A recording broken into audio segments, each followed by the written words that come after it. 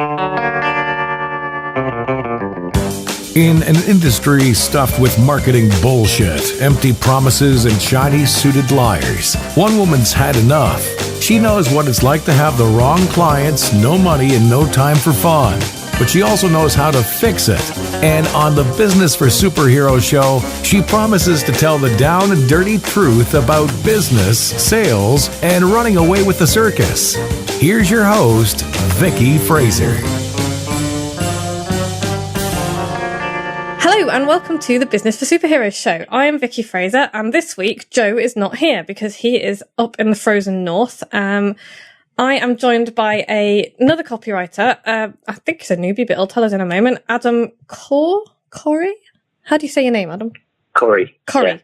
That's Corey. Yeah, there should be an accent on the E. Yeah. Okay, cool. So, basically, Adam's in a copywriters Facebook group that I'm also in, and he emailed me a couple of weeks ago to thank me for some advice I had given in the group and to ask if we could talk on the phone.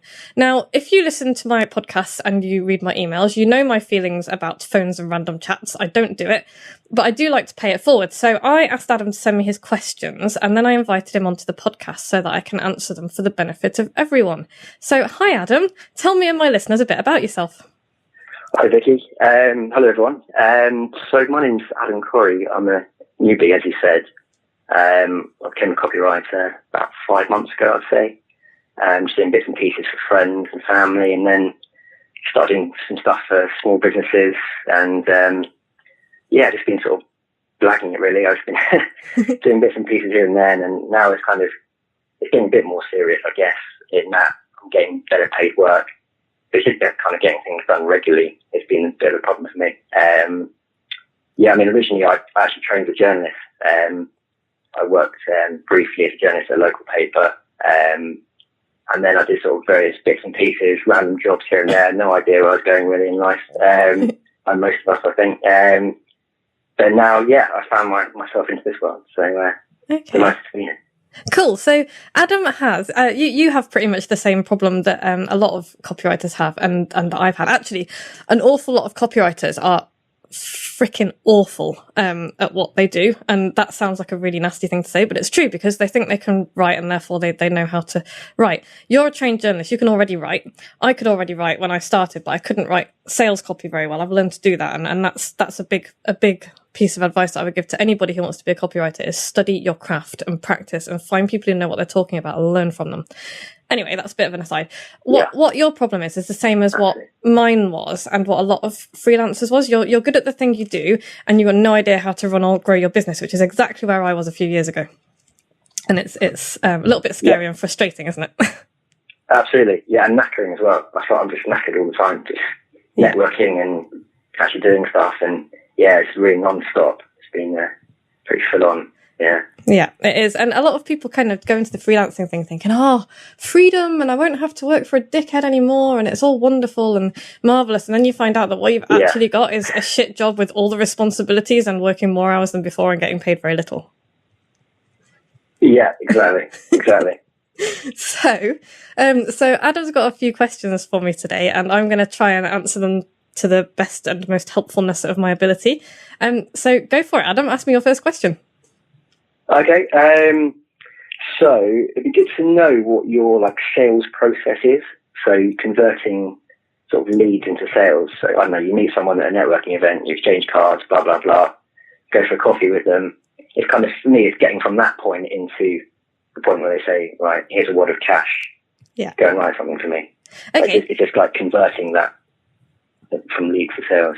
Yeah. Okay. First thing I'll say is I've got two sales processes really, because I have my private clients, but I also have my inner circle that's the other side of my business that I run. I sell training products. I have a mentoring group for other business owners and small business owners and freelancers, and they pay me and I help them grow their business. And that's really good. So I have two processes. Right. So I'll tell you a little bit about both of them.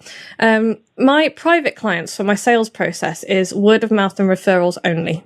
And I have a waiting list. I didn't start off that way, so I'll talk a little bit about that first. But what you want to get to is the point where you're getting referrals and word of mouth, because they are by far the best clients that you will have. They will not be price buyers. They will not haggle you down on fees, and they will basically, they'll be somebody who's looking for an expert and who trusts the person that you've just done a great job for, basically. So my highest, I mean, right. My fees are really high now. They're not as high as they could be because I'm still working on self-confidence issues, as people who listened to the podcast last week will know. But basically the people who pay me the big bucks now are the people who are referred by other people who pay me high fees. Because, and this is going to sound like one of those things that sounds like a bit, bullshitty guru stuff, but you don't get paid for what you do. You get paid for who you are. When you get into the high fee earning range, and I'm by no means with the really big boys, but I'm certainly not in the little leagues of kind of UK copywriting anymore either. So if what you want to do is start, you only really need a couple of really good clients to get started, in this kind of, moving up the ladder a little bit, because they will, if you do a good job for them, if you make their life easy, they will talk you up to everybody and you will have no trouble getting clients. However, I know that that's a little bit further down the road than you perhaps are at the moment. So what I did to start with, and what I've learned to do, I'll talk about in a minute. But I also wanted to mention the whole inner circle thing, because even if you don't want to do this, it's the process is still worth thinking about, because everything that I do is based on relationships. I don't take on people who randomly, come across me and say, oh, can you do some work for me? Because I've learned from experience that they're shit clients. It's all about building relationships. So for my inner circle, I have a few sales processes and whatnot, but essentially it's lead generation and relationship building. So I have an advert on Facebook or Google or somewhere else that my PPC guy does, because I don't do that anymore. It goes to a landing page and then they sign up for my emails. It's either my 49 ideas or they'll get a free chapter of my book. Then they'll usually buy my book. They'll be on my daily emails. They'll listen to my podcast. They'll get the free newsletter for the people who've bought my book. And then the idea is that they will buy products from me or join my inner circle. But the whole point of this is that I build up a relationship with them over a long period of time. Does that make sense? Yeah. Yeah, absolutely. So, okay. So people are buying into me rather than, I'm very good at what I do, but there's a lot of people who are very good at what they do. These are people that want to work specifically with me, and that's what you need to work on, really, is building up your own, I don't want to say brand, because that immediately makes people think, I need to go and spend loads of money on a graphic designer and all the rest of it. You don't. It's all about building up who you are and making people want to work with you as a person. Does that make sense? Yeah. Yeah, absolutely. Cool.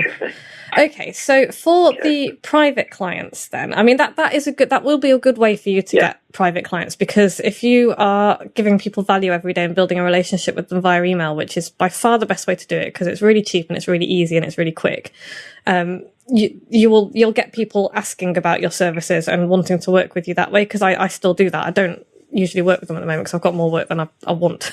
But that's the way you will find that you'll build up that relationship. But as for what else did you ask about meeting? You said something about meeting people. What was that question? So I guess it's when you get to that point where you go for a coffee with them. Where this is how I've done it anyway. I've met them at some sort of networking event, exchanged cards, followed up email, and then we've actually gone to meet face to face for a coffee or whatever. And then it's kind of you go for a coffee, you go for a drink, you talk about stuff and blah blah blah. Yeah. See what they need and that thing. But then you actually then going ahead with it. It's kind of been, it's been the issue really. So they sort of, think about it, blah, blah, blah. And then you just sort of never hear back from you, or you follow up and, they're still like, maybe. And then you eventually just go, basically. I found that, I don't know if that's kind of, I guess it's something that happens a lot to people, but it feels like I haven't been able to close enough of these leads. Okay, well, hopefully I should be able to give you a few tips on how to do that. But what I would aim for is getting to the point where you never meet anybody for free. And I know that at this point that probably isn't an option, because it wasn't an option for me until a year or so ago either. But I never meet people for free now, because for the very simple reason that people don't value free. It's a bit like the picking your brains thing. It's like, can I pick your brains basically means I want to pick your pocket. And people they'll take your ideas and then they'll fuck off and they won't use you. And it's basically a way of saying, because what I do now, actually I haven't had to do it, but this is how I get rid of tire kickers, is they'll say, oh, you know, can we meet about this, that and the other? And I'll be like, absolutely. You can book a consultation day with me. It's $2,500. It'll be knocked off the price of anything that you know, any projects that we do, blah, blah, blah. And then they can either say, yes, great, and we'll go and do it. And then there's some options after that. Or they'll say, oh, no, that's far too expensive. And they'll bugger off. And that hasn't wasted my time. And it's got rid of somebody who would be a pain in the ass to work with. So that kind of thing that you can build up to. Yeah. And, you know, try it now. If you've got somebody who you think's a hot prospect, try it. You've got absolutely nothing to lose. Because the other thing is, so I was going to say, people sort of say, oh, you know, you can't do this until you've built up your reputation, all the rest of it. That's actually bullshit. You can do it right now. If you've got, I don't know what type of clients you're meeting at the networking events, but if you've got people who you get a good vibe from, because you'll start to realize as well who's a good vibe person, who isn't, and listen to that feeling. Yeah. But when you meet somebody who you think is going to be a good prospect, then I say, you know, I come and have a consultation with me for a half day, and it'll be whatever fee you put on it. It doesn't even have to be a big fee. It's just a way to weed out the tire kickers, and it means that your time isn't wasted, and they will value you more as well. Right. Yeah. That's a very good idea, actually. I haven't thought about that. Yeah. And you can do it over Skype as well, because one of my things is, you know, I say one of my things is, this is one of the things that I keep meaning to put into place and haven't yet, but, you know, 150 quid for a Skype consultation for an hour or so, you know, something like that, because it weeds out people, and it means that they will value you more, and you will get more useful information out of them. Because if they're paying for the time, they're not going to waffle either, because that's another problem that you can have in meetings, waffling on about stuff. Yeah, definitely. You say that in the tone of voice of somebody who's experienced it. Say again? You said that in the tone of voice of somebody who has experienced the waffle. Yeah, absolutely. Yeah, it's happened a lot to me, and it just, can be a massive waste of time, and it really cuts into your day, going to a lot of these meetings. So, yeah, and that's very, very helpful. I guess, I mean, do you think, in terms of, you think the email has been the biggest kind of thing for you in terms of closing these leads and turning leads into sales? Yeah. So that's been a very, very good way for you to do that. Yeah, absolutely. I mean, like I said, I haven't really got any private clients that way, because that's not the way I get my private clients, but that is the way that I sell my products, and that's the way that I build my inner circle. That's they call it passive income, but it's not passive because you have to work for it. But it's the kind of do it once, sell it many times thing, which I would thoroughly recommend that you do, because it's I'm trying to build up that side of my business so that I'm not swapping my time for money with private clients all the time. Okay. Yeah. Interesting. Good stuff. As for meetings, though, I would I've got some advice for you with that, which actually came from one of my mentors, Peter Thompson, who is an absolute genius at this kind of stuff. But he always says, go to a meeting with an action agenda, which it's basically an agenda for the meeting. So you're kind of, and you can have a little script to work from as well. So when you turn up at the meeting, say you and I were having a meeting, and you were a prospective client of mine, I would open with, so Adam, as I understand it, the purpose of our meeting is to do 3 things. It's to look at the copy on your website. It's to find out how we can get you more conversions and ultimately make you more money and give you more freedom. Does that sound about right? The answer to that is always going to be yes, because you'll have already got out of them what they want. So that's good. You want people to say yes as much as possible. It's just kind of basic psychological trick. But then you kind of follow that up with, I've been thinking about our meeting, which paints you as professional and prepared and caring and, not lastminute.com, which is always a good thing. You've been thinking about them basically. So they're going to appreciate that. And then you follow that up with, I've prepared. I'm not drinking gin, honestly. And I've prepared an agenda. So you've invested time and energy into this already. Basically, that's what you're telling them with that. And then you hand over the agenda and ask them, is there anything you would like to add? They will either say yes, and then you add the whatever it is, or they will say no, and that's a soft no. It's the kind of no that it's okay for them to say, because actually it means everything's fine, carry on. Does that make sense so far? Right. Yeah, absolutely. Okay. Cool. So you want to aim for no more than a 45-minute meeting, because people lose the will to live after about half an hour or so. And this meeting should be mostly for you to gather information, really. So you've got this kind of agenda. It's got all the information at the top, who they are, who you are, what the date and time is, and blah, blah, blah, blah. Give it a headline and write it as if it were an advert headline. because this stuff is all important all the time. People kind of think, oh, I'll just call it agenda. And it's like subject lines for emails as well. If it's just like, following up, don't call it stuff like that. Give it an interesting headline that's going to get attention, because if you call it meeting agenda, it's going to make them die of boredom before you even get started. So give it something that's going to make them, sit up and take notice.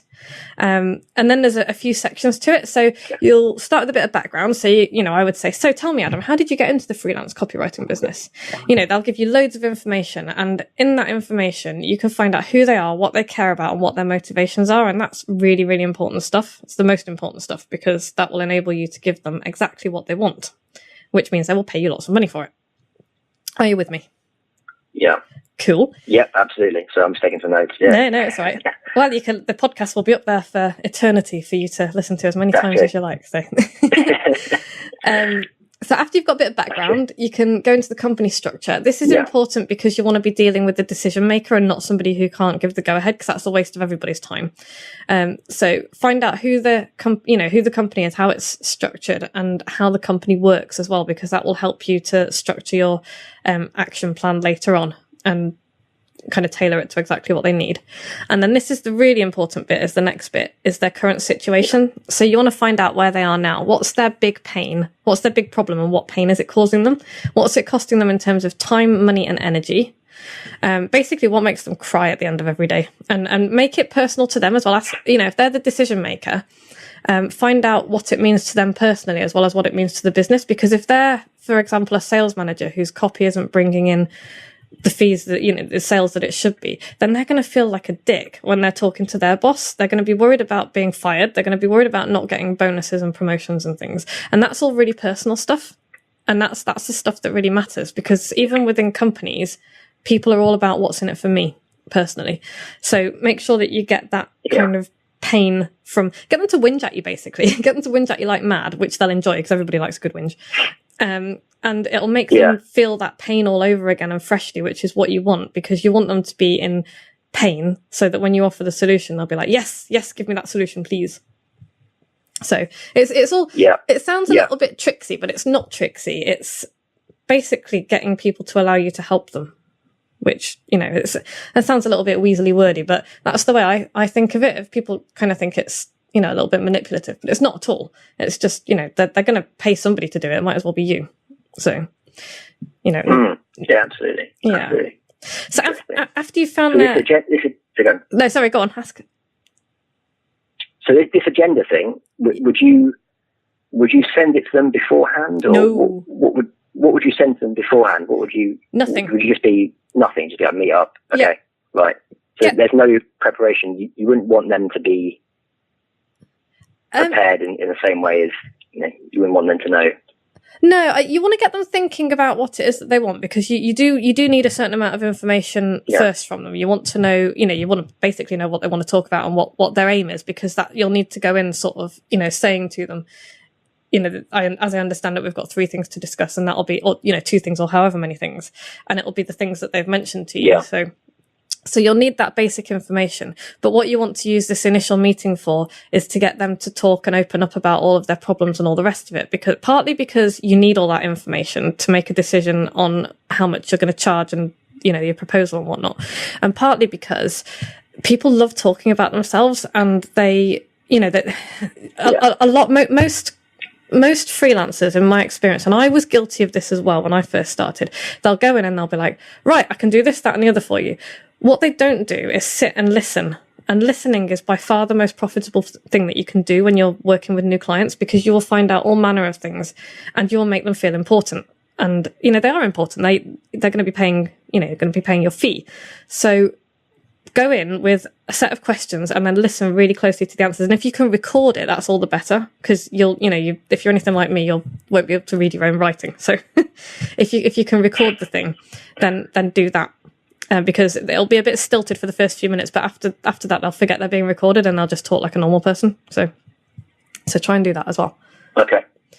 Okay. So in the agenda, once you've gone through their current situation and their pain, you can demonstrate then about how you can take their pain away. So a big tip here is talk as if the deal is done. So don't say stuff like, if you work with me, say when. that's quite an important thing to do, because that gets them thinking in terms of, oh, it's a done deal, we're going to be working together and all the rest of it. So show them what they'll get and think beyond immediate results as well. Like I said, what pain is it causing them personally? So you can solve all these sales problems for the sales manager, and then think, you'll be able to take that dream holiday that you've always wanted to take with your wife, because you might have got that out of him earlier when you were chatting. Right, yeah. So, it's tie back to the conversation. Yeah. So it's all about building relationships, really. I mean, people tend to forget that. I think they think it's all sales, but all sales is building relationships and helping people to make decisions. Yep, absolutely. Yeah. And then finally, okay. The final question you want to ask is, do you have any other questions before we go ahead?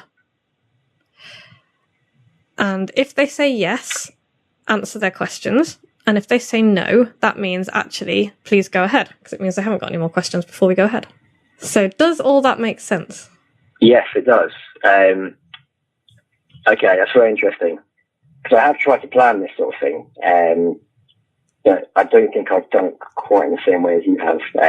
So I would try that, definitely. Do practice it as well. Role play it with people, because there's quite a lot of scripty stuff that you can do that's standard that won't make any difference who you're talking to and what you're talking about. So practice the stuff where you talk about, when you work with me, because that actually does take a little bit of practice, because it's quite a ballsy thing to do, because a lot of people are, I'm still guilty of this sometimes. It's like, oh, I don't know if I'm good enough, and I don't know if anyone's going to want to work with me, and blah, blah, blah. So you actually have to practice this stuff. Yeah. Absolutely. I mean, in terms then of actually, if you want to get a definite yes or no there and then when you're face to face with them, when you're talking there, because a lot of the time they say, I'll think about it, I'll send you an email, sort of thing. Yeah. And it's kind of, it's left open. Yeah. Okay, that's a good question. And one piece of advice that I was given very early on, and I've always stuck to, is never leave without putting the next date in the diary. So rather than letting them go away and saying, oh yeah, I'll email you, put something in the diary. Say, so we'll talk again on X date. And, you get your diary out while you're there and talking to them. Put it in the diary. Make sure that they can't go away with a kind of wishy-washy, oh, I'll go away and think about it. And if you follow all this and they're serious about it anyway, you probably won't get to the point where they'll either say no straight off the bat and that they're not interested, which is fine, because that's, no more time of yours wasted, or they'll be interested enough so that they'll be wanting to go to the next stage anyway. Okay. But always, I mean, it's like, there's a saying, do what rich taxi drivers do, and always book the return journey before you've finished the current journey. So always get something in the diary before you leave, for the next meeting or the next email or the next whatever. And also always follow up with an email to summarize what you've done. And that would probably be the action plan that I talked about in the Facebook group. Yeah, that was a big help. Definitely. Yeah. Okay. Good stuff. Great. Thank you for that. You're welcome. Cool. We've probably got a couple more minutes if you've got any other questions. Yeah, I guess in terms of sending sort of speculative emails or LinkedIn messages to random people that you don't know but you want to do some work for. I know you mentioned creating like sales letters. I guess it'd be interesting to know what you think would be a good way to make yourself stand out. Because obviously they get lots and lots of messages from people, some sort of big decision makers within companies. So it'd be good to know how you feel you can make yourself stand out. Yeah, first of all, if you possibly can, send a physical piece of mail, because they'll get thousands of emails and phone calls and whatnot on LinkedIn. I hate LinkedIn messages because I get messages from, just dickheads that I've just connected with, and they'll be like, oh, I do this, that, and the other. It's like, I don't care. And that's what most people will do. They'll be like, oh, I do this, I can offer this. And, the spam stuff that you probably get, I don't know if you, I know you've got a Hotmail email address that we've been corresponding with, but if you've got your own website and your own domain, a lot of my spam is from people like, I run a WordPress consultancy and I do this and I'm a web developer and I can help you get up the rankings. And I'm like, you have no idea what my issue is. I don't have any issues with any of those things. So I'm not interested in your, crappy sales technique. So that's the first thing I'll say is don't do that, because you don't know what their problem is yet. Second of all, if you can find out a little bit about what their problem is, and that's not as difficult as you might imagine, you can talk to people in the company, you can have a look at what they're doing on social media, have a look at their website, have a look at their figures. You can, get into company's house, website, and you can have a look at their company returns and see what their profitability is and all the rest of it. All of this stuff makes a big difference. But if you kind of have an idea of how you could help them without actually kind of going and saying, I had a look at your website and it was shite, because that's not usually a great approach to take. What you can do is write a proper sales letter from the point of view of what's in it for them. So whilst you might not know exactly what their pain and problem is, you can still come at it as one of their problems is always going to be how to make more money. You know, how to make more sales, how to find new customers, all the rest of it. So if you come at it from that point of view and show them what you can do for them, then that will make you stand out already from 99% of the other, approaches that they get, because most of them will be rubbish. Right. And if you can send something physical in the mail as well, so a letter with something lumpy. Don't know if you know much about lumpy mail, but I love it. It's awesome fun. Just send something that they can't ignore, basically.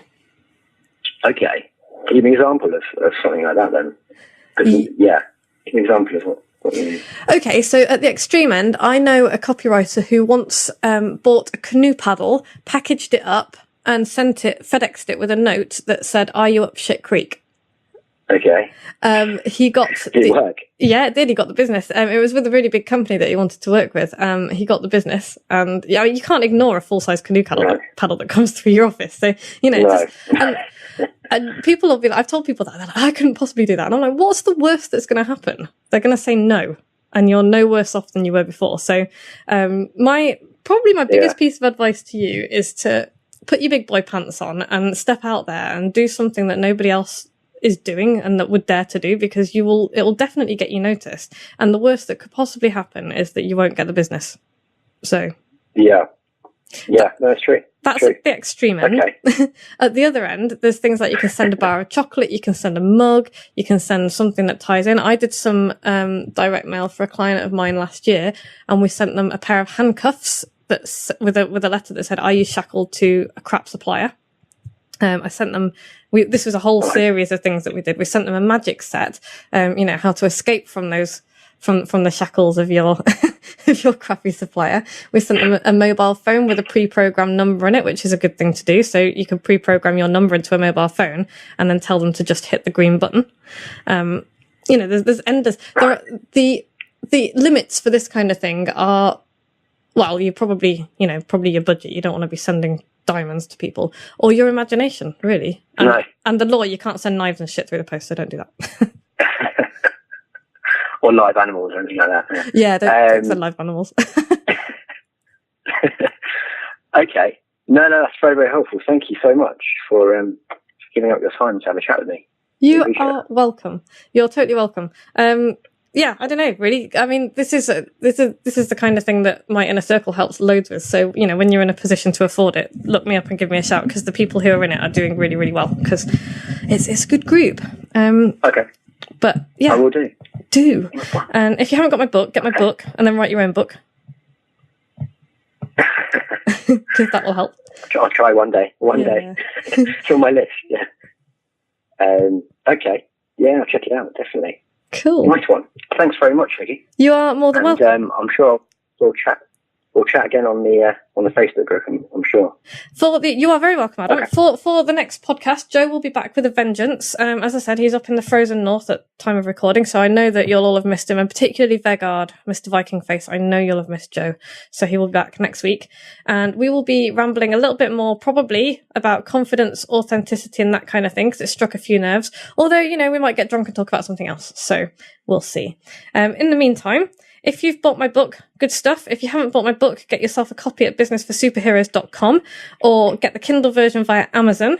And if you have a Kindle copy, send me an email with the receipt and your mailing address, and I will add you to the Business for Superheroes Club. It is free, and you'll get a bunch of cool stuff in a newsletter every month. And other than that, be good. And if you can't be good, don't get caught. Adam, thanks very much. And I will speak to you soon. Like what you've just heard? Tell your colleagues, tell your friends, send them to www.businessforsuperheroes.com/podcast.